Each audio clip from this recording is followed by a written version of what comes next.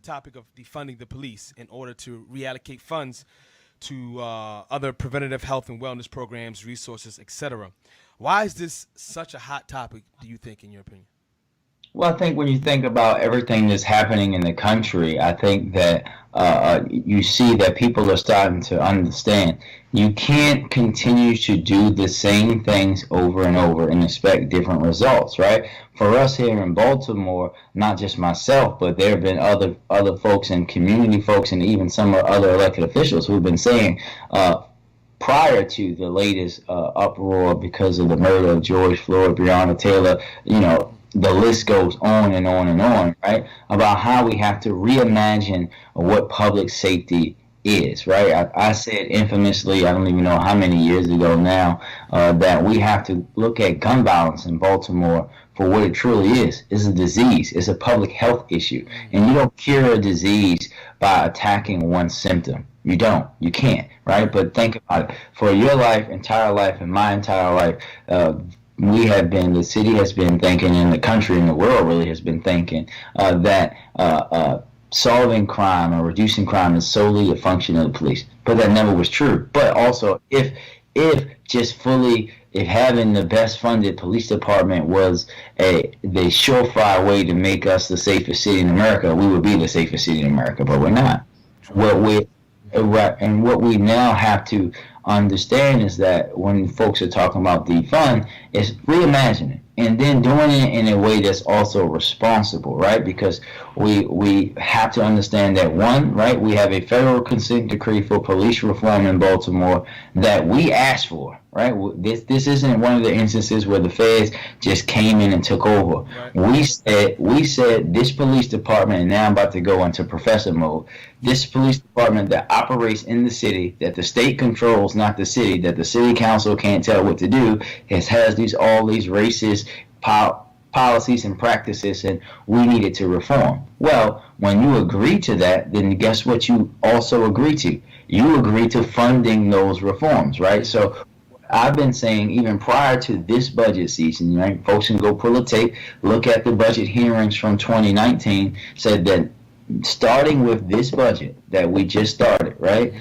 We're going to have to responsibly and systematically, over a period of time, reduce BPD's budget so that we can fully fund the current commission, which is going to require our school funding to go up, which is something that's absolutely needed. We know that the state of Maryland owes Baltimore City Public Schools around $300 million a year. They know the city needs to do more, right? So that we can do that, so that we can invest in trauma and mental health, right, and behavioral health instances that happen in the city. Why do we have our police officers responding to behavioral health instances in a city like Baltimore that has Johns Hopkins University, Maryland, all these great health and mental health and behavioral health facilities, right? We have to reimagine that.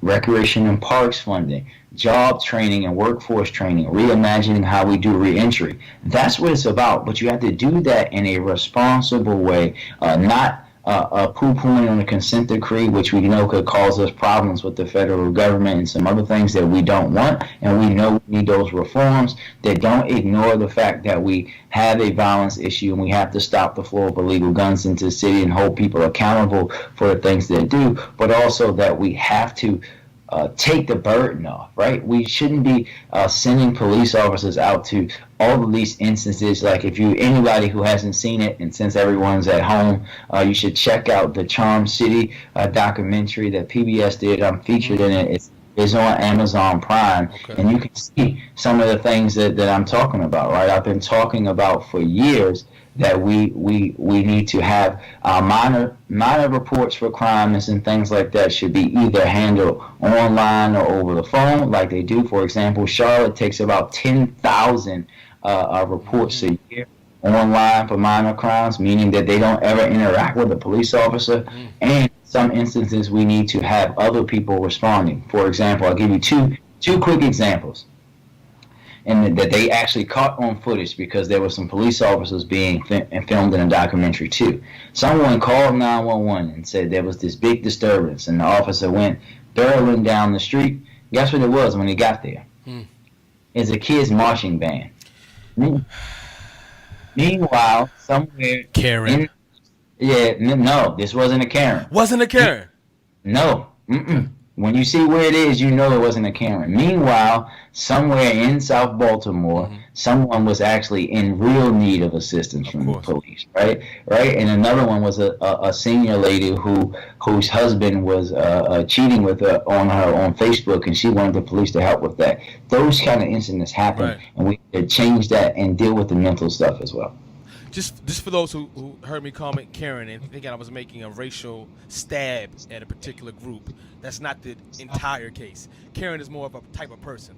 I've had Karens of all different backgrounds, ethnicities, sexualities, who are just petty. So I wasn't saying per se a white lady named Karen that calls on, just to let people know, this is not safe here. It's like to have fun, but I'm also inclusive. I want everyone to, be able to be a part of this conversation. That is crazy, and I 100% agree with it. I can even give, not to give too much information out about my personal life, but there were times when I was growing up and the police weren't just there for the most obvious conflict resolution, right? They were there almost the time to talk to my family. It was almost like a social worker in a sense, and I would feel guilty involving them, but at the same time, as a young kid without many opportunities or tools to stop some of the chaos in my life, that's the only thing I had to go to. And I can only imagine them having to deal with us and going through that, and then having to run and deal with some real stuff, and then that, how many, not useless calls, but how many more calls could be treated much more efficiently. And that's what you're talking about, the right people for the right job type of thing. And those hours that get saved from them having to, the police ended up taking someone from the hospital from a behavioral health incident that they don't really need to be handled in the first place, right? Think about how that translates into some dollars that can be allocated to other things. Makes perfect sense. Now, there are some people who think that the funds shouldn't be necessarily reallocated, all right, or reimagined to other places. Maybe more training for police officers, hand-to-hand combat, martial arts, and more frequent training, so they're under the fire or under the stress, they react, not so much grabbing for the weapon, but be able to physically apprehend. A lot of times you see videos online of police getting outrun, they're in terrible shape, or if they're in a physical altercation, they can't fight. So just out of the fight or flight type of mechanism of it all, they go for the gun, the true equalizer. Do you think, is that an answer, or are you also thinking of, yes, we are going to invest more in training for the police, hand-to-hand combat, so if they have to apprehend a suspect, they can do it safely without hurting them, George Floyd, but also not by shooting, jiu-jitsu, grappling, boxing, whatever it may be.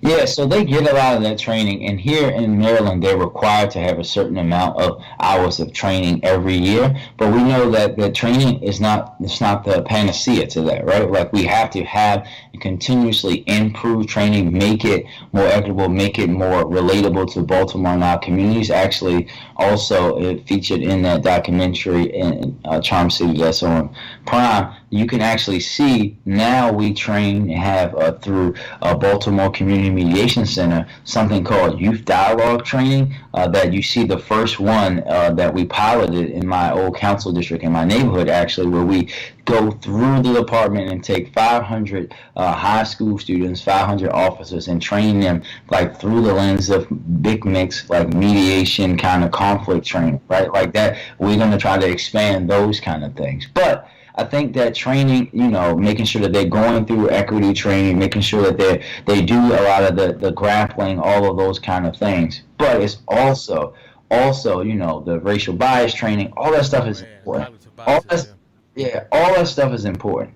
But this is the reality. We also have to have a dedicated effort to home growing the people who serve in those roles.